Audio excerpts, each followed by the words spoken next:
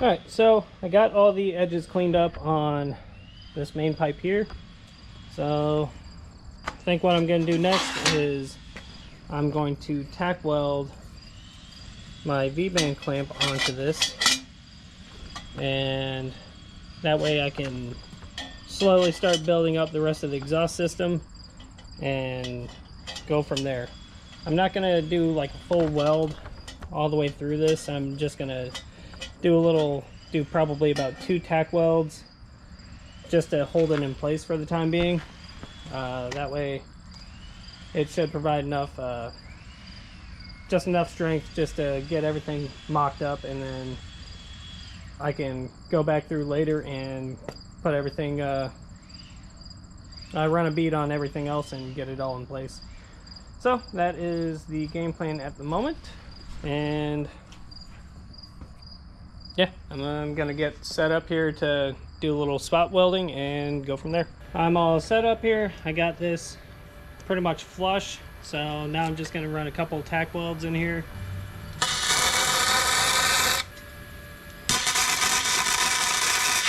Alright, as you can see, I got 2 little tack welds put onto the pipe, and I'm gonna do the same on the other side, and then I guess I just try to get everything else mocked up as best as I can, but I need to ensure that whatever I use to mate this side to is that I can get a flush fit. That way I can actually use this effectively. But I'm gonna get the other side tacked up and go from there. And that's working. When you are welding V-bands, you have to be really careful about your heat. These things do soak up a lot of heat really quick, and they can warp. So, at least for my purpose, at the moment I'm only doing quick tack welds, so it's not really going to affect it much. But it's just something to keep an eye on whenever you're doing this. Alright, so next thing I'm going to do, I'm going to tack together this V-band clamp onto one of these little extension pieces.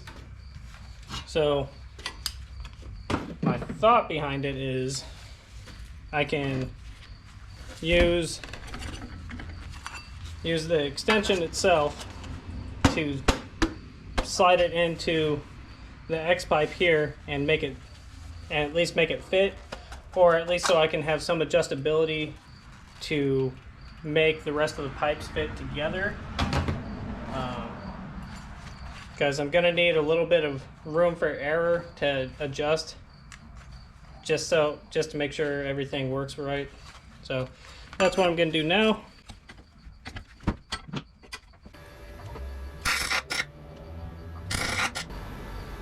Okay, I think that spot worked there.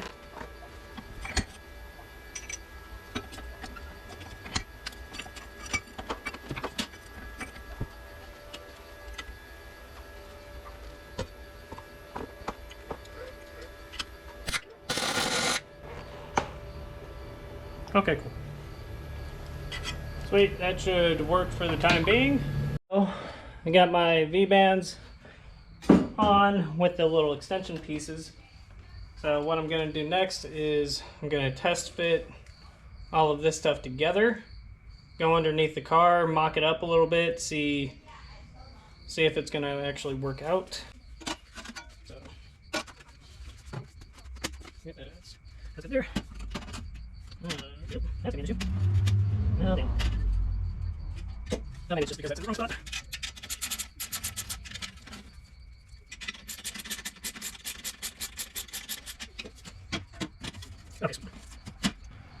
Okay, cool. So as long as the actual tightening mechanism isn't on the inside, the clamps will fit in just fine. So I'm going to take this whole thing, go underneath the car, and I guess just do a test fit and see how it goes. Okay, so now I'm underneath the car. I'm gonna get them kind of just snug on the cats here and just kind of see how everything is lining up going down toward the back of the car. and hopefully I'm at least close enough to where I can kind of adjust the lengths of them just a little bit just to get the right angle, because I'd like to make sure I stay as centered as possible and run parallel to the drive shaft and not kind of go off the side here. At least that's me having wishful thinking here.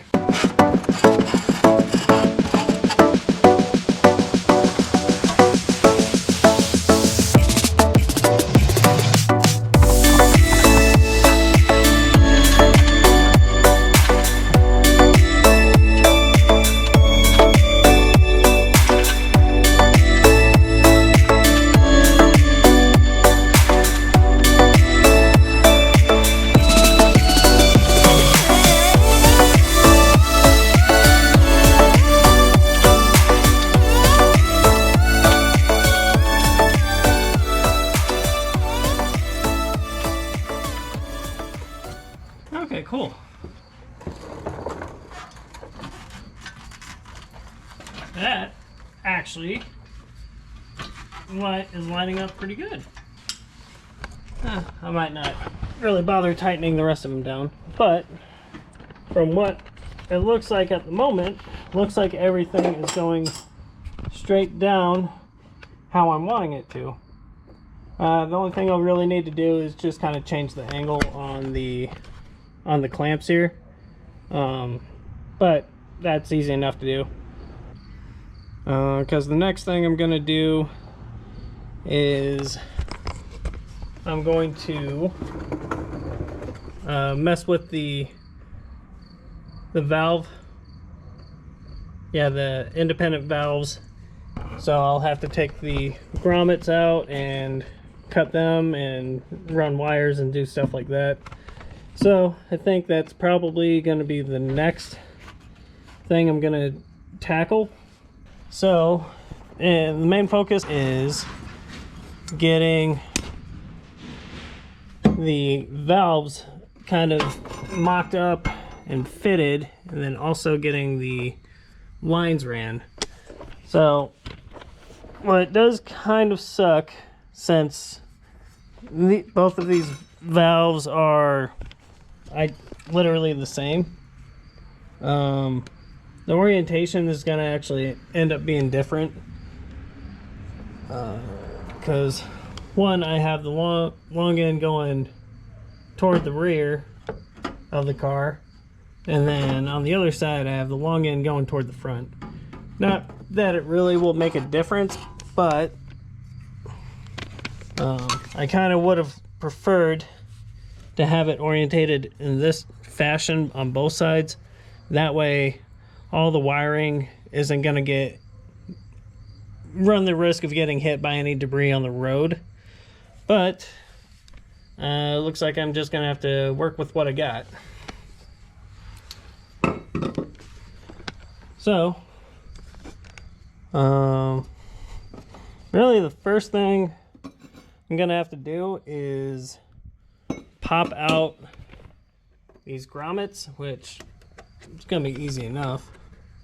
Just have to press them and push them straight up. So there's another one over here, and that one's popped up into the car. What I'm going to do is I'm going to basically cut a slit into them. That way I can feed the cable through and have it sitting inside the car. That way it's minimizing any exposure that it would have to the elements. But other than that, that should be easy enough. So I'm going to get into the car and see what I'm working with.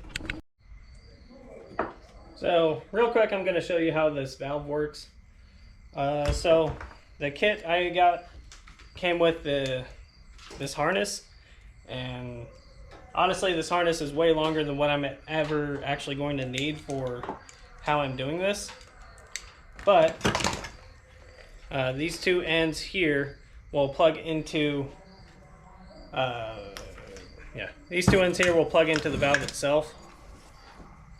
So, like so. And you can tell which side it is because this little peg here will go underneath this side. So clip it in place. And then there is then on the other end, you have this white end. This will go into the receiver. And plug that in like so. And then you have your power. So your power just plugs into the car like any normal outlet.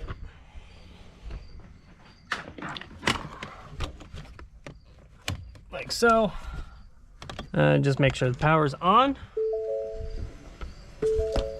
And it comes with this key, or this little fob, and has an A and B button. So A opens it up, and B will shut it. And what's nice about this is it's not an all or nothing, so you can kind of mess with how open or closed you want the valve. That's pretty much all there really is to it. Like I said, there's a lot of cable that I'm gonna end up having to tuck away somewhere in the car or find some place for it. But other than that, getting it wired up is pretty simple and shouldn't be too much of a pain. Okay, so my plan is for the module or the receiver that will control the valve itself. I'm planning on just kind of leaving it here somewhere in the little center console, especially since I have the power supply here that I'm going to use. So I already have a hole drilled, and that was from my air ride suspension. So that's the cable that goes to the manifold in the back, and then that's the supply going up to my module there. So I'm gonna loosen up the center console here.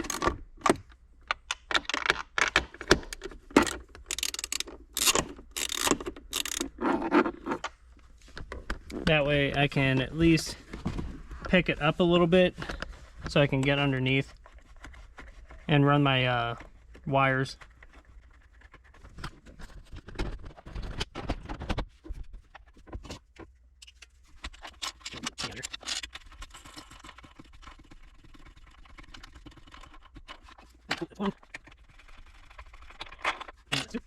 So I should be able to lift this up just a bit. Okay, cool.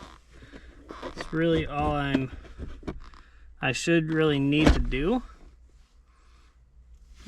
Well, I guess the next thing I'm gonna do is grab my wiring and start feeding it through the hole I already have in here. Okay, so this white end will need to stay inside of the car itself, or inside this box. So these two pieces will stay in here primarily the entire time. So the rest of it will need to be fed through the hole in the bottom that's there already. Chances are I may have to make this hole a bit bigger, actually. No, looks like it might be fine.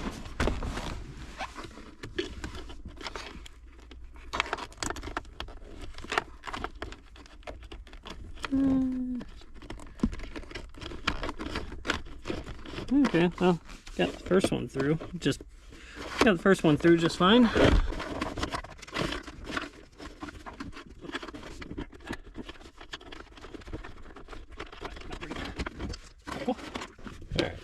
Well, there is a hole already somewhere in the carpet, because that wire there is what is fed into it. So I think what I'm gonna try to do is find out where that actual hole goes and see if I can just run everything through that same hole.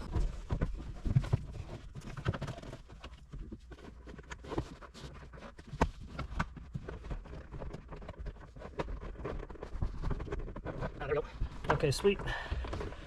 I got it fed underneath.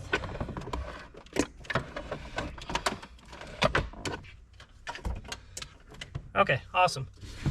So I managed to get that cable fed underneath the center box here and underneath the carpet. So now I can run it to its respective sides and get it set up to plug in whenever I'm ready to mount the valve pieces. I guess that's pretty much it for up here in the car. I'll wait to put everything back together in here once I'm finished up and got everything all snapped in and buttoned up. Really don't know what I'm gonna do with this 10-foot piece of wire though. Part of me is half tempted just to cut it up and splice it. That way I can shorten it up, because I really don't need all of this wire. Granted, I can pull a lot of it out and just have it sitting underneath my seat, which is another viable option. So I'll cross that bridge later when I get to it. But yeah, as far as up here, that's just about all I need to do at the moment.